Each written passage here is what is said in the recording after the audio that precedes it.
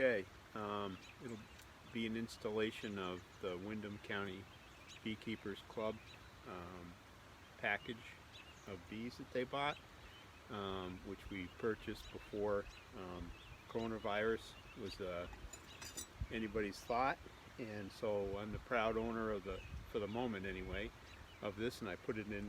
I need to put it. The package came, and we need to put it in some kind of equipment, and of course it's 42 degrees and raining, so and it's going to be that way for a couple days. So I'm going to install this in what I call a soft installation. I don't shake bees, you know, if I don't have to, and I'll just show you what I do.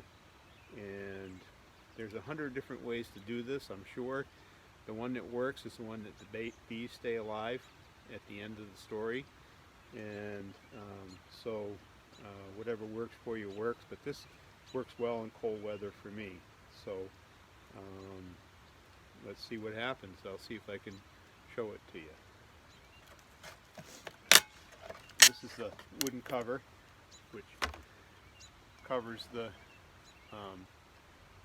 sugar container, and this strap holds the queen. Let's see if we can get them to come down.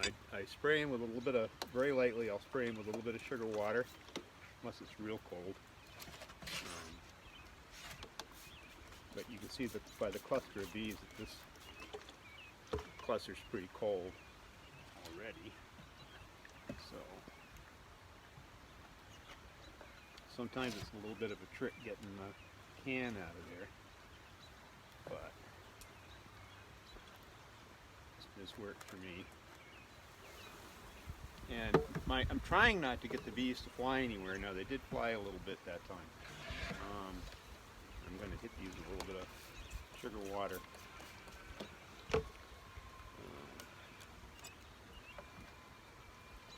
Just ply the little strap up.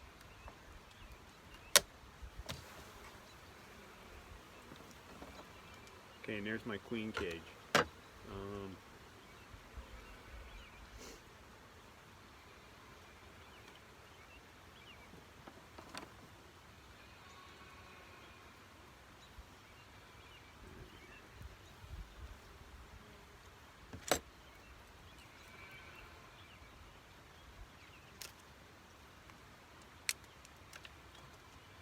Alright, one end of the cage is got candy in it. The other end, of course, is open where the bees are.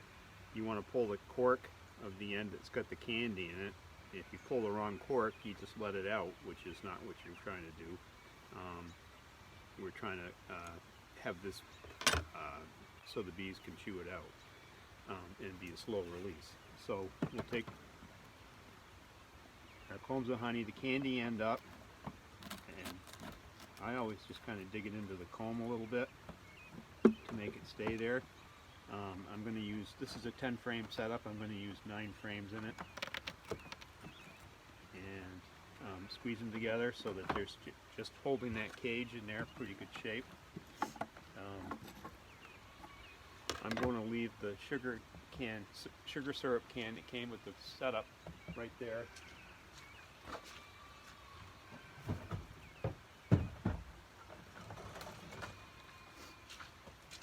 I usually use a couple of chunks of wood and to hold it up, and then over the top of that queen cage, I'm going to just get the hole in the package and just let this like that. And you know, I don't shake anything. There's hardly anything flying in the air, 1 or 2 maybe. And I don't have any other inner cover or anything in there at this point. And I just cover this with a kind of protectant.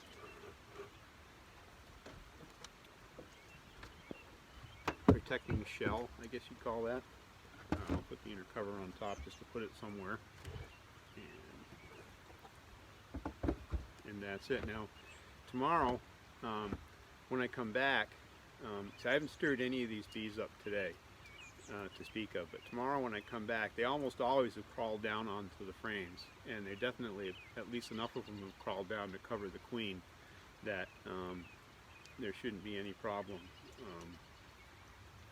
There shouldn't, you know, they should basically be installed. I'll pull the cage out and the syrup can. I'll put a jar of 2-to-1 syrup on them, and I'll put a pollen patty on them. These bees are usually nurse bees. They're not good foragers yet, and we got a few days of rainy, cloudy, and cold, and a few days next week of the same thing. So a pollen patty doesn't hurt anything. I usually use about a half a patty on them, and it's always gone. So I guess that's it.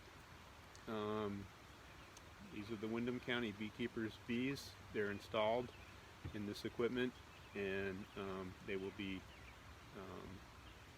probably available for splits and everything at our yard as soon as we can get back to meeting together. So thank you.